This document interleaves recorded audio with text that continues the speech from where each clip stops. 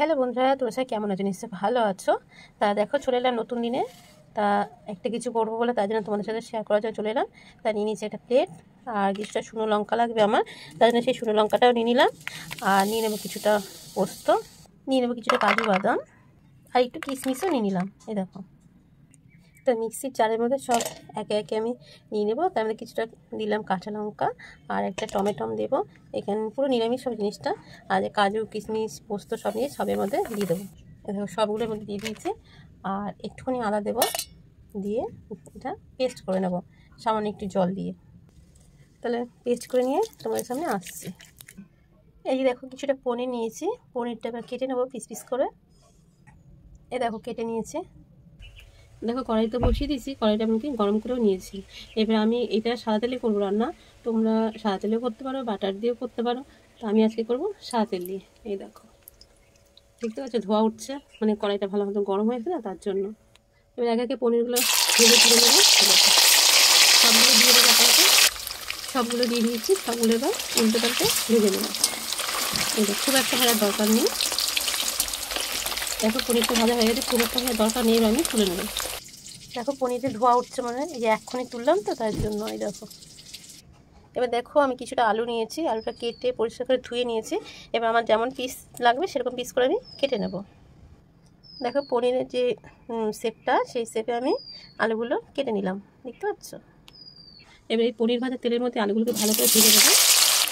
আলুটাকে না প্রায় 90% ভেজে নেবো। তার জন্য আলুটাকে স্কিপ করতে পারো, আলুটাকে নাও দিতে পারো, ঠিক আছে। আমি দিলাম, কেননা যেহেতু সবাই তো পনির শুধু খেতে পছন্দ করে না, শুধু হচ্ছে আলু চাইবে, তার জন্য আমি আলুকে দিলাম।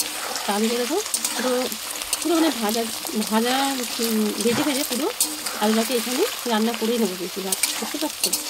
ঠিক আছে, তা কন্টিনিউ নাড়তে হবে, কেননা নাহলে নিচটা ধরে যাবে। আর যেহেতু এটা করে দিয়ে করবো, জিনিস তরকারিটা সাদা সাদা হবে, তাই লাল লাল হয়ে গেলে ভালো লাগবে না। তাই জন্য কন্টিনিউ এরকমভাবে নেড়ে নেড়ে দিতে হবে, দেখতে পাচ্ছি। আর ভাজা হয়ে গেলে কালারটা এমনি চেঞ্জ হয়ে যাবে, দেখবে। দেখো আলুটা আমার হয়ে গেছে, আলুটাকে আমি তুলে নেব। এই দেখো আলুগুলো তুলে নিয়েছি। এই তেলের মধ্যে দিয়ে দেবো কিছুটা তেজপাতা, কিছুটা গোটা গরম মশলা, একটা ভেঙে রাখা লঙ্কা, দিয়ে দেবো 2-4টে চিনি, আর যেটা পেস্ট করে রেখেছিলাম যেটা, সেই মশলাটার মধ্যে এর মধ্যে দেবো পরিমাণ মতন লবণ, আর দিয়ে দেবো একটু জিরে গুঁড়ো, দিয়ে মশলাটাকে ভালো করে কষিয়ে নেবো, যাতে করে মশলার গা থেকে তেল দেওয়া হয়। তার আগে সামান্য একটু মিক্সি ধোয়া যে জলটা ছিল, একটু জলটাকে দিয়ে দেবো, বেশ সুন্দরভাবে কষাবো, যাতে করে মশলার গা থেকে তেলটা বের হয়, বুঝতে পারছি। তোমরা কীভাবে রান্না করো আমাকে অবশ্যই কমেন্ট করে বলবে, ঠিক আছে। আর আমার রান্নাটা কেমন হবে সেটা তোমরা কমেন্ট করে বলবে, ঠিক আছে। আমি তাহলে শিখতে পারবো, বুঝতে পারবো, তাই না বলো। গন্ধটা কিন্তু খুব সুন্দর একটা গন্ধ বেরিয়েছে, যেহেতু পোস্ত আছে, তারপরে তোমার কাজু বাদাম আছে, এগুলো তার জন্য। আর আমি হলুদও ব্যবহার করবো না, হলুদে লঙ্কা গুঁড়ো দেবো না, এরকমভাবে করবো। এরকম তাতে কী মনে হয় না জানি না, ফার্স্ট টাইম এরকম করছি, বুঝতে পারছি। এরকম এখনও কষানো হয়নি, আর একটু তেল থাকবে। যে কোনো রান্না যত কষাবে, কষানোতেই সেই টেস্টটা চলে আসে, তাই না। এই ব্যাপার। আর আমি তোমরা বাটার দিয়ে করতে পারো বা ঘি দিয়েও করতে পারো। আমি বাটারটা দিয়ে ঘিটাও দিয়ে, আমি একটা সাদা তেল দিয়ে করছি, কী মনে হবে, ঠিক আছে। মানে অনেকটাই কিন্তু কষানো হয়ে এসছে, বুঝতে পারছি। অনেকটাই কষানো হয়ে এসছে। এই সময় আমি আলুগুলো ভেজে রাখা আলুগুলো দিয়ে দেবো।